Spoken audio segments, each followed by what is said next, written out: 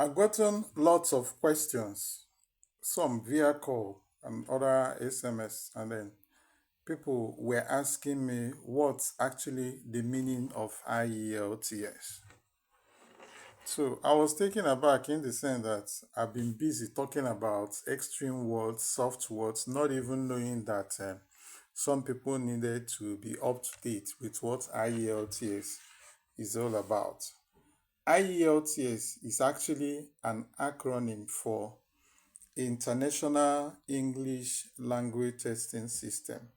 It's an English language proficiency test that is designed for those who would love to either work or study overseas, especially in an English speaking environment. If you're going to study in an English speaking environment or you want to relocate completely, via PRs and all that. So you will need to do IELTS. Now, it's one of the English language proficiency exams. There are so many of them, like you have TOEFL, you have Duolingo, you have PT, and there are so many. Some are even coming out newly.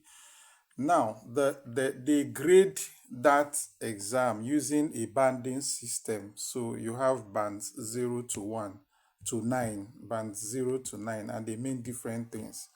Band 9 means that you are an expert user of English language, while band 0 means that you don't even have any business with English. Now, there are majorly two different types. We have the one we call the standard IELTS and the one we call UKVI.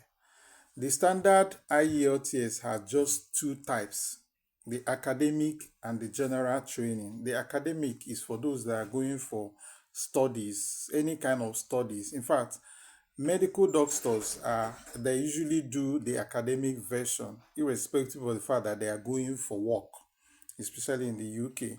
Then those who are going to work do the general training. Now, when it comes to the UKVI version, we have so many types. If you're headed to the UK, what you need to do is the UKVI version. Do not do the standard version. If you do the standard version, most times it will get rejected. Now, under the UKVI, you have academic version and the general training version. We still have the one we call life skill under the UKVI. You have life skill A1, A2, B1, B2. There are plenty. Now, if you're going outside of the UK, the one you need to do is the standard IELTS.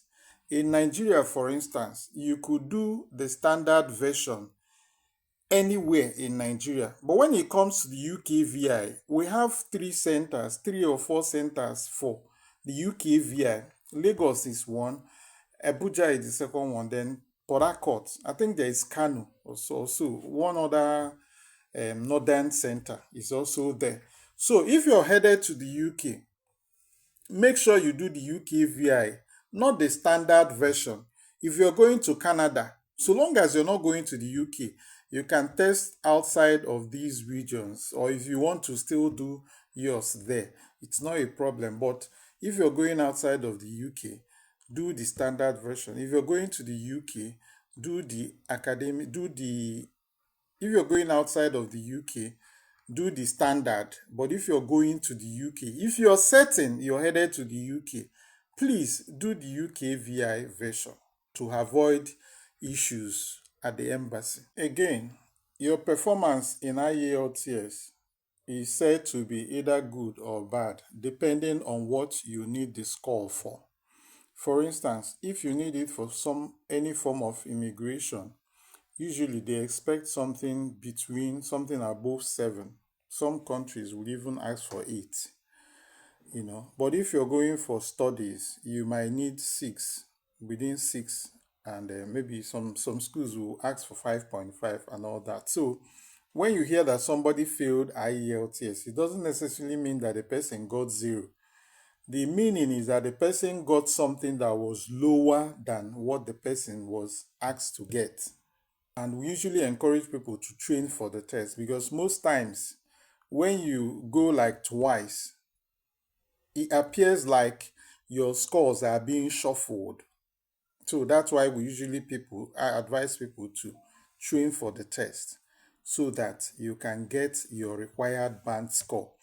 It's not everything that you get on all these tips we post online. Some people will work with those tips, but majority of the people will need to go for proper training because most of those tips are not actually correcting what you're practicing. You practice, somebody looks at it, tells you, "Oh, this is wrong, don't do this, do that." You don't get that with all these short tips that we post. You need proper training. It's not for everybody. There are people that know they need proper training. Enlist with any training center and sort it out once and for all.